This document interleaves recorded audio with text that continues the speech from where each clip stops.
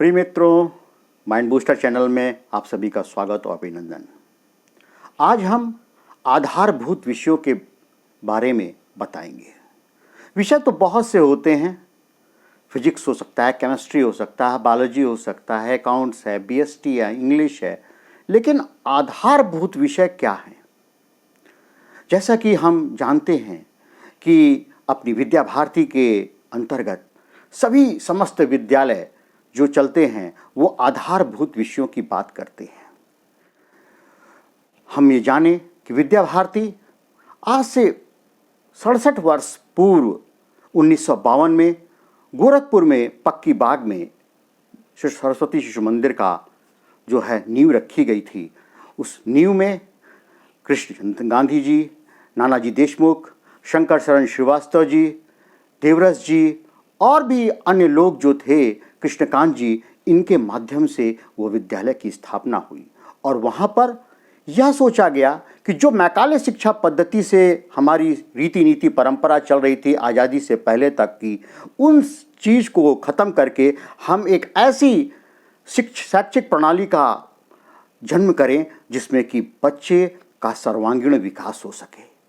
तो एकात्मता के, राष्ट्रीय एकात्मता को लेकर के, सर्वांगीण विकास को लेकर के यह आधारभूत विषय बहुत ही महत्वपूर्ण है।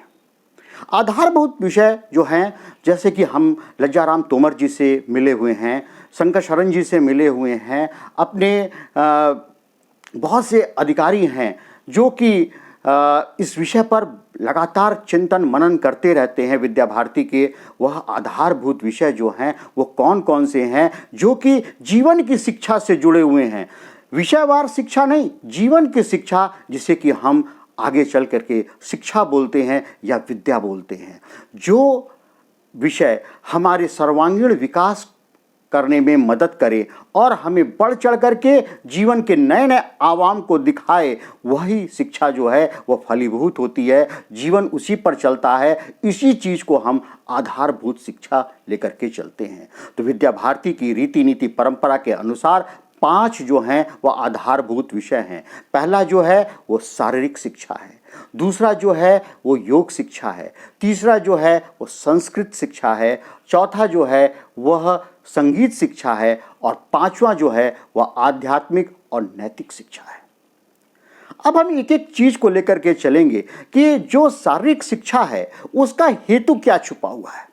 शारीरिक शिक्षा का मतलब क्या है कि जो हमारी नींव, जो बच्चों की जो नींव हम पढ़ा रहे हैं, जो आगे बढ़ा रहे हैं, वो शारीरिक रूप से बलिष्ठ हों, शक्तिशाली हों, खिलाड़ी हों और अपने देश और धर्म की रक्षा करने के लिए सदैव तत्पर रहें, उन्हें एक राष्ट्रीयता का भावना उत्पन्न हो, ऐसी जो शिक्षा दी जाती है उसको हम शारीरिक शिक्षा के अंतर्गत लेकर के चलते हैं। विद्या भारती के सभी विद्यालय जितने भी हैं, क्योंकि हमें ये जानकारी होनी चाहिए कि अपने विद्या भारती के विद्यालय जो है, अपनी विद्या भारती है, इसका Guinness book of world record में नाम है कि हमारे पास 30,000 से भी ज़्यादा विद्यालय हैं और उसमें करीब 32 से 33 लाख छात्र पढ़ते हैं। तो ऐसी एक गैर सरकारी संस्थान जो कि सरकार से 1 रुपया नहीं लेती और इतनी बड़ी शिक्षा प्रणाली को चला रही है, तो उसके अंतर्गत जो पहला जो शिक्षा है वह है शारीरिक शिक्षा। और शारीरिक शिक्षा के अंदर यही केवल है कि हमारी जो नींव है, हमारे जो बच्चे हैं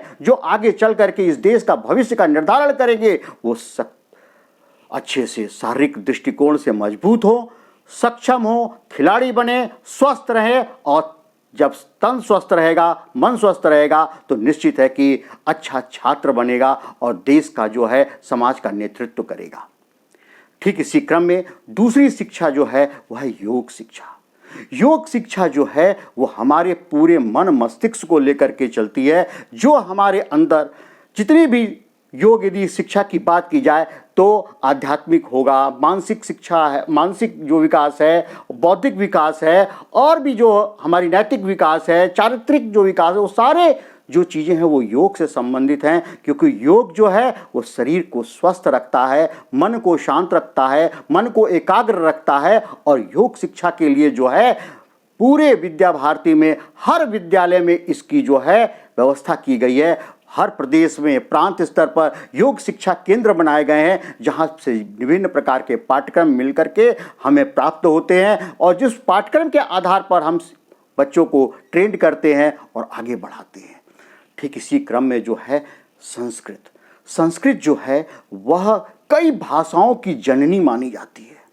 जो हमारी भारतीय संस्कृति है, भारतीय जो साहित्य है, वह सब संस्कृत में है। तो हमारे बच्चे जो हैं, भारतीय बच्चे जो हैं, वह संस्कृत ज्ञान से अछूते न हो, इसलिए विद्या भारती के विद्यालय के अंतर्गत संस्कृत शिक्षा पर भी बल दिया जाता है कि जो हमारे साहित्य को, हमारे उपक्रम को, हमारे जो ग्रंथ हैं, हमारे जो बड़े बड़े बुक्स हैं जो संस्कृत में लिखे हैं, उनको बच्चे अध्ययन करें, आत्मसात करें और जीवन में अंतर मनन करके, उसको मनन चिंतन करके बहुत ही अच्छे से सृजन करें, जिससे कि उनका सर्वांगीण विकास हो।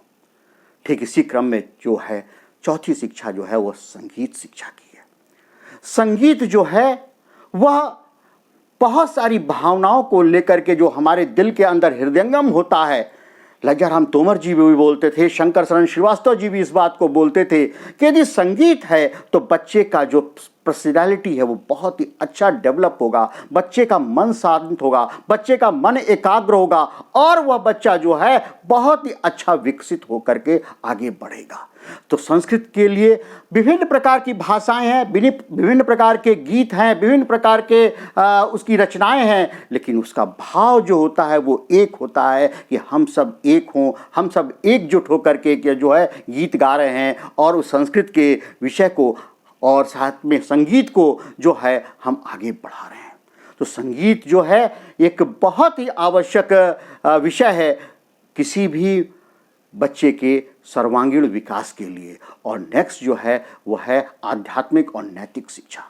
आध्यात्मिक शिक्षा एक बहुत ही अच्छी शिक्षा जिसके माध्यम से चरित्र का निर्माण हो, एक आदर्श बालक बन करके निर्माण हो, जो देश के साथ साथ अपने समाज को नवचेतना देने का कार्य करे, उसमें एक चारित्रिक बल हो और साथ में क्या है कि वह ईमानदार हो, कर्मनिष्ठ हो, दूसरों के प्रति भाव रखने वाला हो, सेवा परायण हो। ऐसी जो शिक्षा होती है वह आध्यात्मिक और नैतिक शिक्षा होती है, जो कि सभी प्रकार के नैतिक मूल्यों को जान सके बच्चा और अपने आप को विकसित कर सके। तो आज यह जो आधारभूत विषय हैं जिनके बारे में हम समग्र चिंतन बहुत ही सूक्ष्म रूप से बोले हैं, इसमें बहुत सारे बड़े बड़े जो विद्या भारती के अधिकारी हैं, उन्होंने बहुत जी भटनागर जी हैं हमारे, वो उन्होंने बहुत विस्तृत रूप से चर्चा की है। लेकिन नटशेल में यह जानना बहुत आवश्यक है कि हमारे आधारभूत विषय क्या हैं।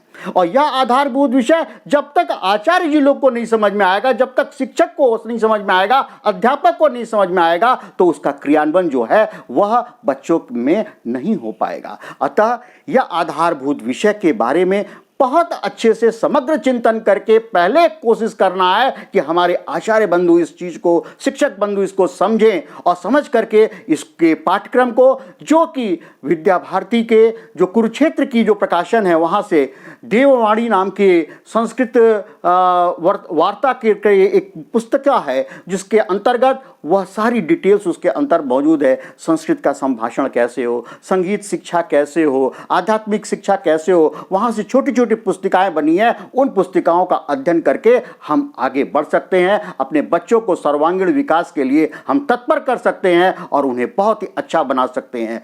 मैं इस बात पर आधारभूत शिक्षा जो हुई है उसके बारे में मैंने आपको बताया। इसका समग्र चिंतन करें और बच्चों को आगे बढ़ाएं।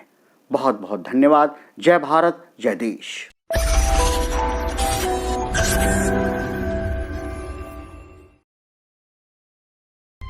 To change your